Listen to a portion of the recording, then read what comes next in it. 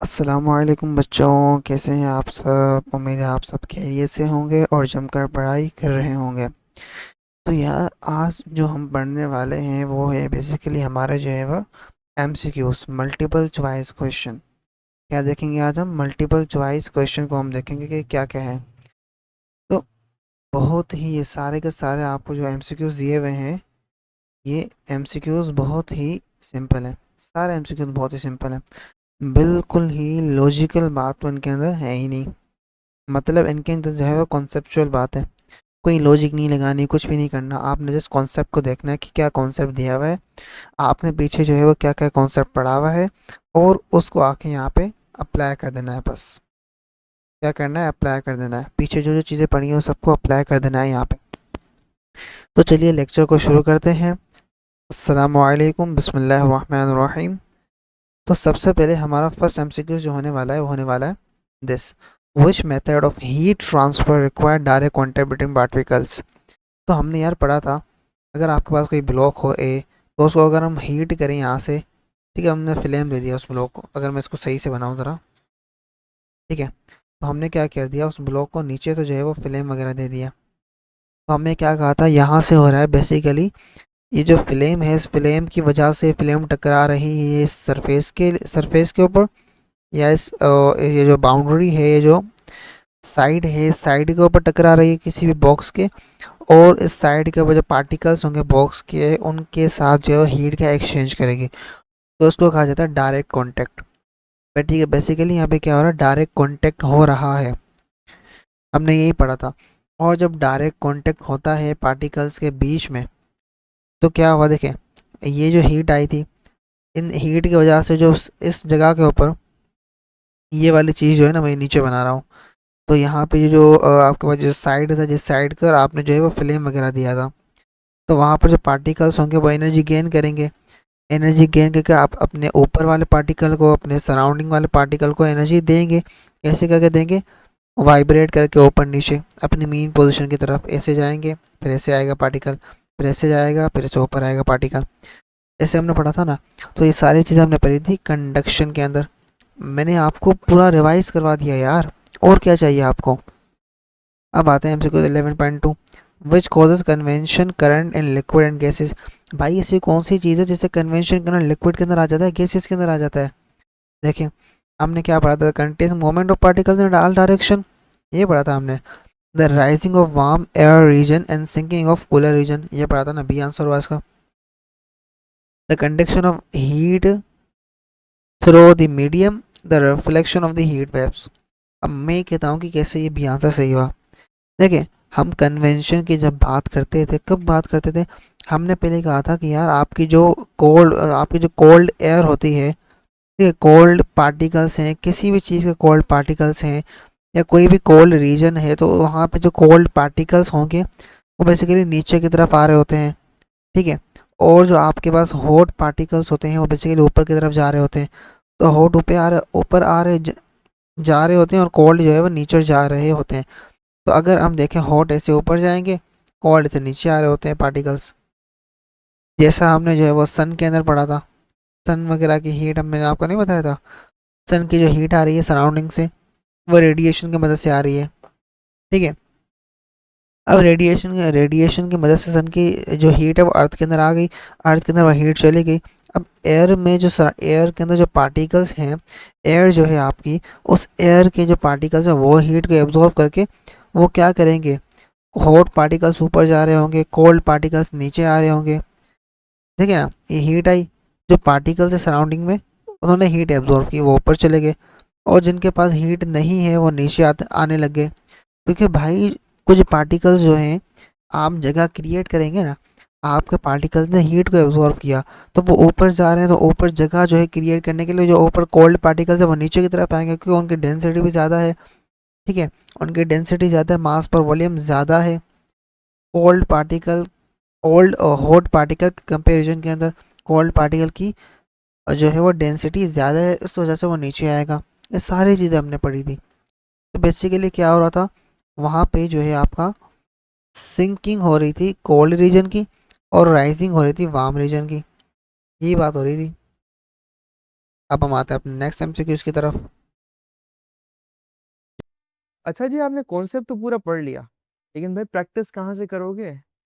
तो इस प्रैक्टिस के मसले को हल करने के लिए पंजाब का मंजर आप सब लोगों के लिए लेके आ रहा है बिल्कुल एग्जाम डिक्टो copy related practice grand test. इसके अंदर फिजिक्स के, केमिस्ट्री के सारे चैप्टर वाइज हैं। अगर आपको एक्सेस करना है, अभी डिस्क्रिप्शन में जाओ और अटेंड करो। जो सीखा है उसको अप्लाई करो, तभी तो मार्क्स आएंगे। ठीक है।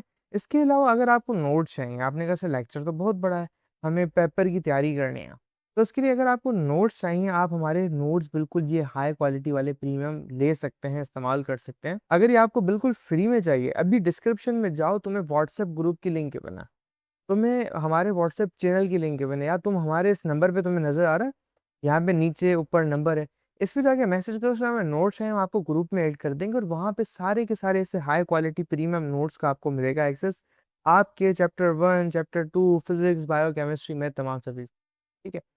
इसके अलावा हमारे प्यारे बच्चे कहते हैं सर हमें अभी भी तैयारी नहीं हो रही है, हमें समझ नहीं आ रहा हम कैसे पेपर मिला है। तो जी, पंजाब का मंजन आपके लिए तमाम सब्जेक्ट्स की तैयारी करवाने के लिए पूरे के पूरे 5 सब्जेक्ट लेके आ चुका है, पूरी एक साल की बेच, सिर्फ और सिर्फ पूरे साल के 15,000 रुपए में। इस बेच के अंदर खास बात पता है क्या है? हम यहाँ पर राइटिंग मेथड सेशन करते हैं, जो कि एग्जाम राइटिंग मेथड सेशन है। अगर आपको लिखना नहीं आता, आपको लिखना सिखाएंगे। एग्जामिनर आपकी चाचू का बेटा तो है नहीं, आपको फ्री में मार्क्स देके चला जाए। तो हर सवाल को करने की टिप्स एंड ट्रिक्स होती है, स्टाइल होता है, पैटर्न होता है। तो हमारी टीम आपको चैप्टर टेस्ट, वो तमाम की तमाम टिप्स एंड ट्रिक्स से कैसे चीज़ों को लिखें, पेपर की प्रेजेंटेशन कैसे हो, उसकी तैयारी, उसके अलावा 24/7 टीचर सपोर्ट, कोई भी किसी वक्त डाउट हो वो करो। और तुम्हें कहीं बाहर जाने का सर ही नहीं मारना। क्यों? क्योंकि एक हाई क्वालिटी प्रीमियम क्लासेस आपको घर बैठे ऑनलाइन मिल रही है। तो जी क्यों इन लोकल एकेडमियों में धक्का खाना? तो ये हमारी टीम आपको सर्व कर रही है।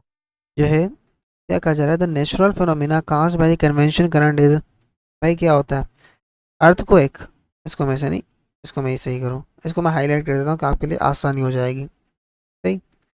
अब अर्थक्वेक होता है land and sea breeze, magnetic field, solar scale. भाई मैंने आपको क्या बताया था लैंड ब्रीज और सी ब्रीज के बारे में, दिन के टाइम में क्या होता है, रात के टाइम में क्या होता है, मैंने आपको ऊपर बताया था। मैं आपको अभी और जो है उसके साथ रिकनसाइल भी करवा देता हूँ थोड़ा सा। ठीक है। हमने जो है वो इधर ऊपर की तरफ ऊपर की जाने पड़ा था लैंड ब्रिज वगैरह के बारे में। हमने नहीं देखा था यार यहाँ पे जो है ना सी ब्रिज जो होती थी वो बिलो करती थी from sea to land as warm air rises over heated land. यार तो मैं इस एक कॉन्सेप्ट को समझा देता हूँ, उसका उल्टा जो है वो ये वाला हो जाएगा। ठीक है, तो आपको जो है वो एमसीक्यू से एक्सप्लेन हो जाएगा। क्या था यार, दिन के टाइम अगर हमने देखा, अगर डे टाइम था तो जो है वो आपको पता है सी की जो स्पेसिफिक हीट होती है वो बहुत ज़्यादा होती है, तो डे टाइम के अंदर जो एनर्जी जो हो रही थी वो सारी एब्जॉर्ब हो रही थी सी की तरफ से। मगर लैंड जो एनर्जी एब्जॉर्ब कर रहा था, जो आपकी ज़मीन थी, उसकी स्पेसिफिक हीट कम है, जिसकी वजह से वो जल्दी गर्म हो जाएगी। तो अगर लैंड जल्दी गर्म हो गई तो लैंड के गर्म होने से उसके ऊपर जो पार्टिकल्स होंगे, लैंड के ऊपर जो पार्टिकल्स टकरा रहे होंगे, वो हीट को एब्जॉर्ब कर रहे होंगे, और वो हीट को एब्जॉर्ब करके क्या करेंगे, लैंड के पार्टिकल ने हीट को एब्जॉर्ब करके क्या किया होगा, हॉट हो गए होंगे, और हॉट होके वो क्या जाएंगे, ऊपर की तरफ राइज होके जाएंगे। सही। तो क्या होगा, जो इस सी वाले साइड जो पार्टिकल्स होंगे, कौन से पार्टिकल्स, जो कोल्ड हैं बेसिकली, वो क्या आएंगे, वो क्या करेंगे, वो मूव करेंगे। अब कैसे मूव करेंगे, वो इस तरीके से मूव करेंगे इस साइड की तरफ। ये हॉट एयर से ऊपर की तरफ जा रही होगी, इस साइड के जो पार्टिकल्स होंगे वो क्या होंगे, कोल्ड होंगे, वो सारे ऐसे मूव करते हुए आ रहे होंगे क्योंकि हॉट एयर से जा रही होगी ऊपर की तरफ। और जब ऐसे हॉट एयर जाएगी तो जगह खाली करेगी, कोल्ड पार्टिकल को धक्का देगी और नीचे आएंगे। तो आप देखें कि पार्टिकल्स इस तरफ आ रहे होंगे लैंड की तरफ। ठीक है। सिमिलरली नाइट टाइम के अंदर क्या होता है, पार्टिकल्स जो हैं वो, उनकी जो कोल्ड पार्टिकल्स की मूवमेंट होती है वो होती है आपके सी की तरफ। अब मैंने आपको कॉन्सेप्चुअली बता दिया था कैसे होती है, क्यों होती है, हर चीज़ हमने जो है वो कॉन्सेप्चुअली पढ़ दी थी, और मैंने आपको यहाँ पे ब्रीफली एक्सप्लेन भी कर दिया कि क्यों आपका ये जो आंसर है वो सही होगा। तो आपका आंसर होगा बी। अब आते हैं हम नेक्स्ट एमसीक्यू की तरफ। हाउ डज हीट ट्रांसफर का थ्रू रेडिएशन। भाई हमने पढ़ा था रेडिएशन के लिए जो है कोई मीडियम की रिक्वायरमेंट नहीं होती। विदाउट इट क्या होता है, विदाउट एनी मीडियम जो है वो हीट का जो ट्रांसफ़र होता है उसे हम कहते हैं रेडिएशन। ऐसे ही कहते हैं ना, कौन करता है? वो करता है इलेक्ट्रोमैग्नेटिक रेडिएशन की मदद से या इलेक्ट्रोमैग्नेटिक वेव्स की मदद से, आप ये भी कह सकते हैं। तो आंसर कहाँ चला गया? Through electromagnetic radiation without needing medium, without needing medium, ये आंसर हो गया। अब आगे हमें कहा जा रहा है कि the surface which absorb and emit the which absorb and emit the most radiation is, अब वो कौन सा होता है? यार हमने पीछे पढ़ा था कि जो डार्क सरफेसेस होते हैं वो ज़्यादा हीट पड़ते हैं। आप याद करो लेजील्स, लेजील्स के जो आपके पास नहीं एक्सपेरिमेंट ऊपर दिया गया था, मैं आपको दिखा भी देता हूँ। हमने लेजील्स का एक्सपेरिमेंट पढ़ा था, कहाँ गया? ये रहा, ये रहा, ये रहा। यहाँ पे हमने ये देखा डार्क वाली देखी थी, तो वो ज़्यादा हीट को एब्जॉर्ब कर रहा था as compare to shiny surface, ये पढ़ा था हमने। तो यहाँ पे भी वही पूछ रहा है, तो हमने यही कंक्लूड निकाला था कि यार डार्क सरफेसेस जो होते हैं वो हीट को ज़्यादा एब्जॉर्ब कर लेते हैं, जल्दी करते हैं, क्विकली करते हैं और गर्म हो जाते हैं। और डार्क आंसर हो गया हमारे यहाँ पे। क्या हुआ? डार्क आंसर हो गया, सही। एंड हम आते हैं, what is the role of the green house effect in the earth atmospheric temperature regulation. तो बेसिकली ग्रीन हाउस का इफेक्ट क्या करता है था? वो ट्रैप करता था हीट के मेंटेन को, ताकि टेम्परेचर को स्टेबल किया जा सके। अब इसका भी थोड़ा सा रिकनसाइल, अर्थ हो गया, ठीक है। ये अर्थ नहीं, ये 1 मिनट को मैं अच्छा सा करूँ, सही करूँ। ये हो गया आपका सन। अरे यार क्या हो गया, 1 सेकंड। ये हो गया अर्थ आपका, ये हो गया एटमॉस्फेयर आपका सराउंडिंग में। इसके अंदर जो है आपका, ये सारा एटमॉस्फेयर है, सारा एटमॉस्फेयर आ गया आपका सराउंडिंग अर्थ के, ठीक है।